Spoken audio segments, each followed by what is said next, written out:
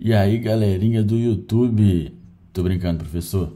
Esse aqui é o nosso trabalho sobre fibrose cística. Eu sou o Thales, eu vou apresentar ele agora. E o meu grupo é a Luísa, composto pela Luísa, pelo Matheus, pela Nicole, por mim e pela Tamires.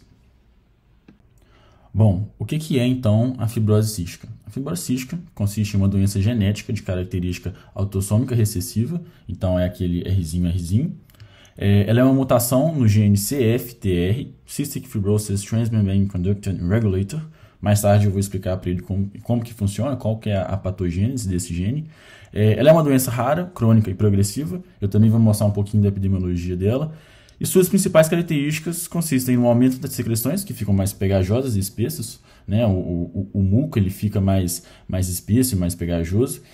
E vale lembrar também que é uma doença sistêmica, né? Ela afeta diversos sítios anatômicos, o pulmão, o pâncreas, todos aqueles canais, os brônquios que produzem muco, eles vão ser afetados. Falando um pouquinho sobre a epidemiologia agora, existem cerca de 4.200 pessoas no Brasil e 70 mil pessoas em todo o mundo, pessoas que possuem, né, a fibrose cística. Então ela é caracterizada como uma doença rara. Aqui é um gráfico que a gente colocou sobre a taxa de mortalidade por 1 milhão de habitantes e mostra que ela está aumentando, mas ela tem uma tendência de ficar estável. Esse outro gráfico aqui fala um pouquinho sobre a mediana de idades por óbito em anos. Então aqui a gente percebe que a mediana das idades por óbitos vem aumentando, o que é muito bom, porque isso quer dizer que a expectativa de vida das pessoas com fibrose cística está aumentando. A gente consegue ver que, por exemplo, a gente pegar 2007, a mediana de idade de óbito era 10 anos, praticamente. E aqui em 2017, 10 anos depois, essa mediana já está em torno dos 50 anos para os homens e para as mulheres mais de 60. Então é um dado muito bom, assim, que mostra que as pessoas estão conseguindo viver com a doença e conseguindo viver com boa qualidade de vida. Bom, agora falando um pouquinho sobre a patogênese da fibrose cística. Nós fizemos esse esqueminha aqui, vou deixar mais ilustrado. Então o que vai acontecer? A criança ela vai receber genes mutados vindos do pai e da mãe. Os genes que codificam a proteína CFTR. Ou seja, essa criança ela vai ter um defeito nessa proteína. O que essa proteína faz? Ela é responsável, ela ajuda na formação de um canal iônico, permeável ao cloro e regulado por fosforilação. Então, como ela vai ter um defeito, essa proteína ela vai ter um mau funcionamento, ela vai ter um problema na saída de cloro das células e provocando um aumento da entrada de sódio. Na verdade mesmo, não é só o cloro que ela supostamente transportaria para fora. Vários eletrólitos, o sódio, o cálcio e o cloro também, não vão conseguir sair da célula.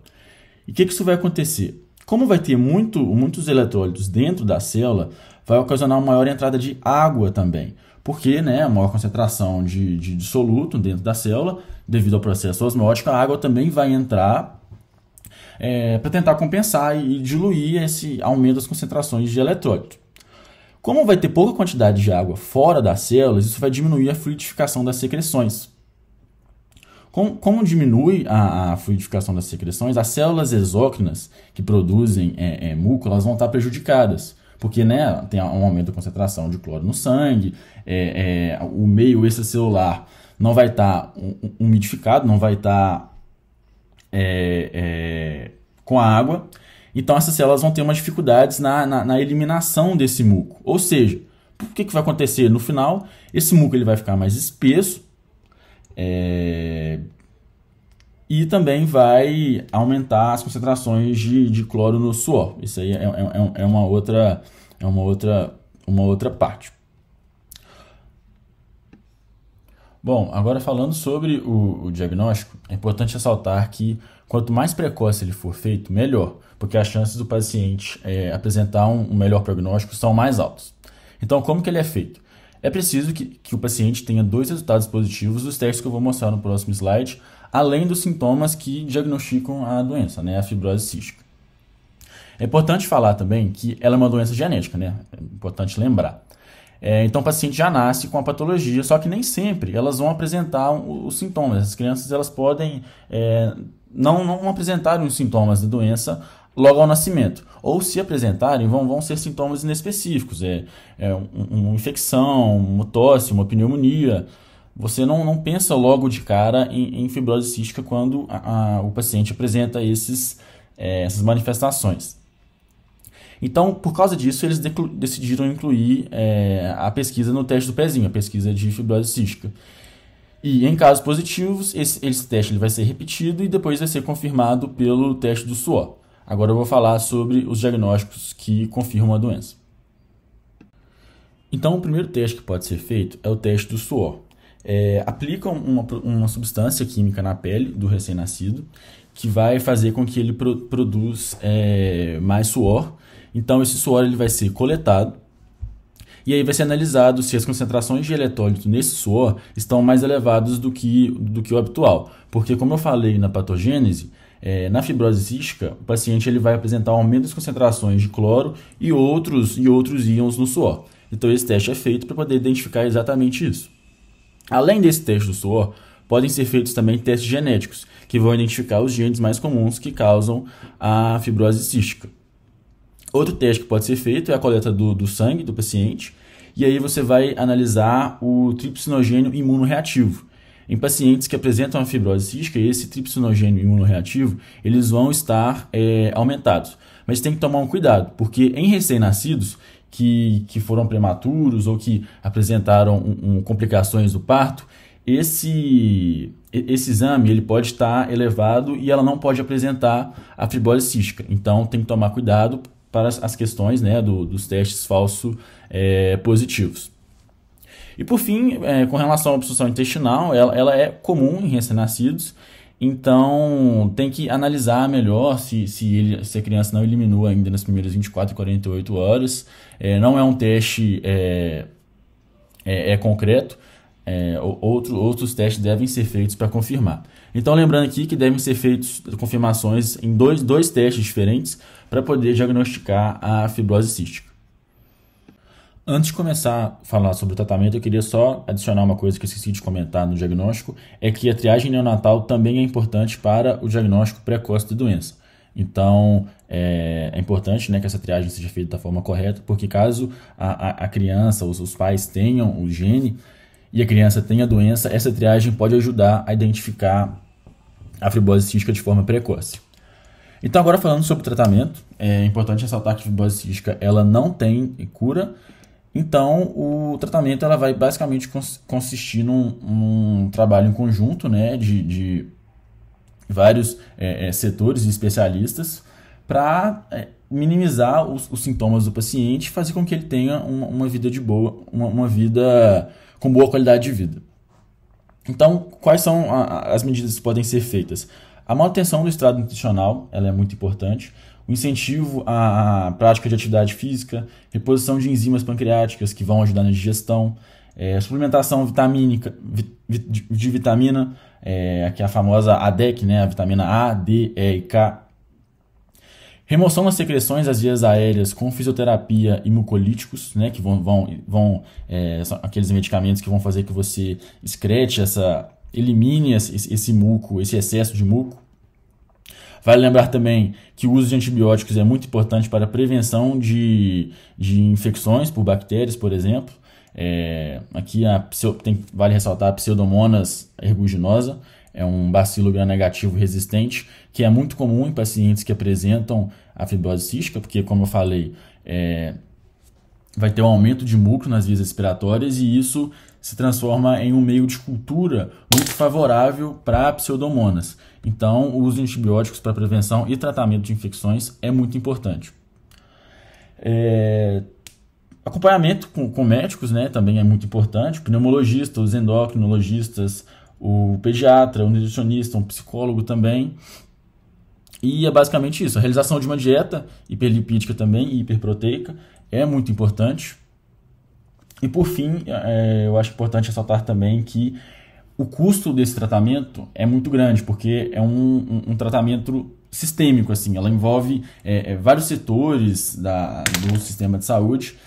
Então, é difícil de ser estimado, porque os casos são muito específicos, depende de cada paciente.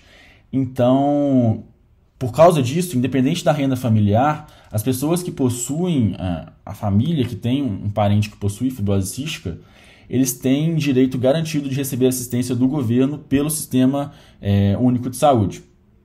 Então, tem diagnóstico precoce, o teste do pezinho, até o fornecimento de suplementos alimentares, enzimas digestórias e medicamento. Então, aí um ponto positivo para o SUS que vale a pena ressaltar. Os pacientes que apresentam a fibrose cística, eles têm um certo apoio, assim, eles recebem um apoio do SUS. Então, agora sobre o quadro clínico. A maioria dos sintomas que o paciente vai apresentar, eles vão estar relacionados com o fato dele apresentar uma maior secreção de muco. Então aqui, a tosse crônica, por que ele vai ter uma tosse, né, com uma certa cronicidade? Porque como ele tem um aumento de secreções e umas secreções mais espessas, o próprio organismo vai criar os mecanismos, né, por meio da tosse, como uma tentativa de expelir esse muco e facilitar a respiração do paciente.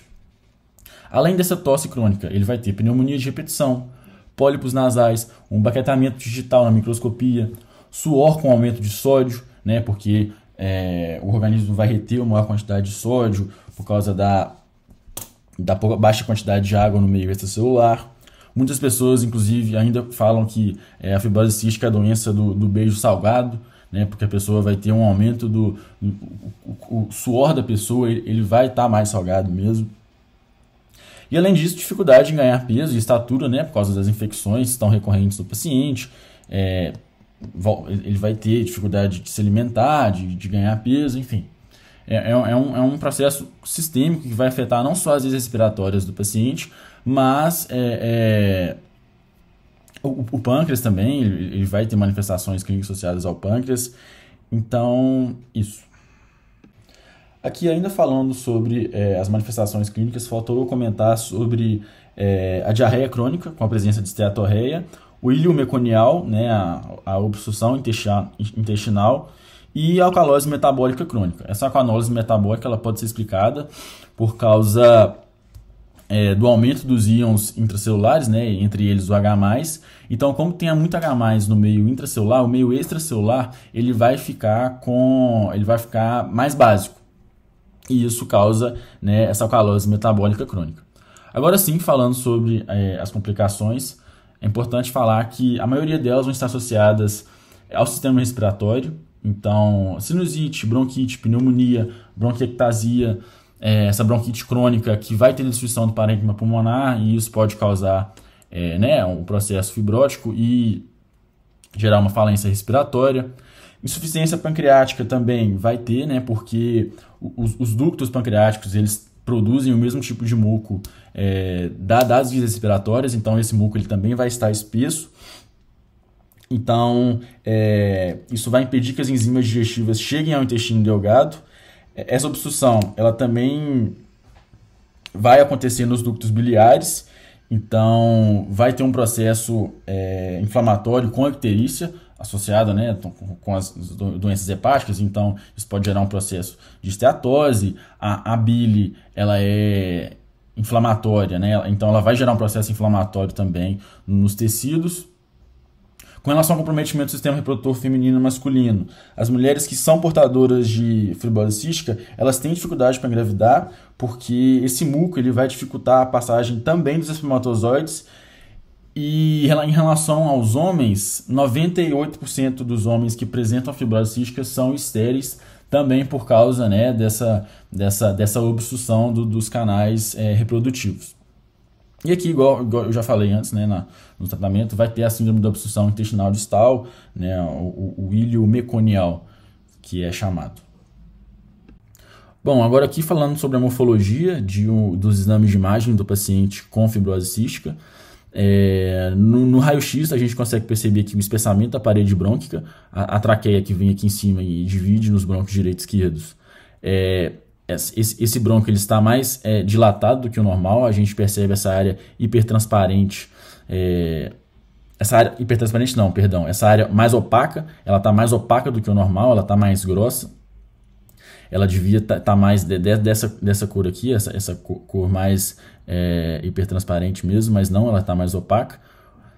E aqui na radiografia do tórax em PA, a gente percebe uma hiperinsuflação dessa região aqui. A gente também não consegue ver com muitos detalhes as costelas, né?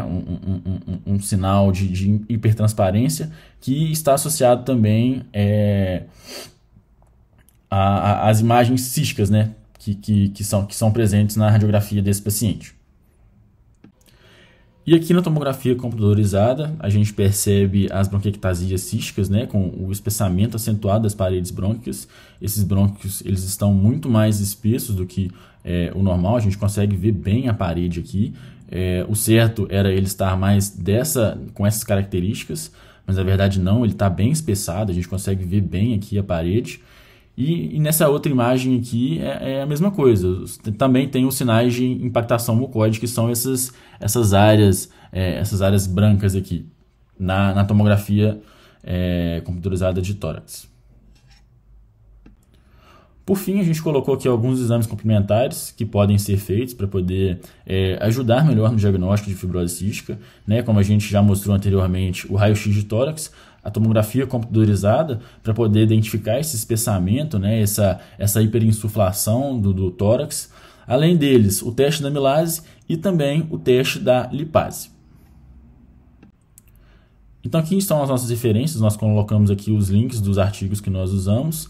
E é isso, professor. Obrigado e até mais. Não se esquece de deixar o like, se inscrever no canal. Tô brincando. Vou parar.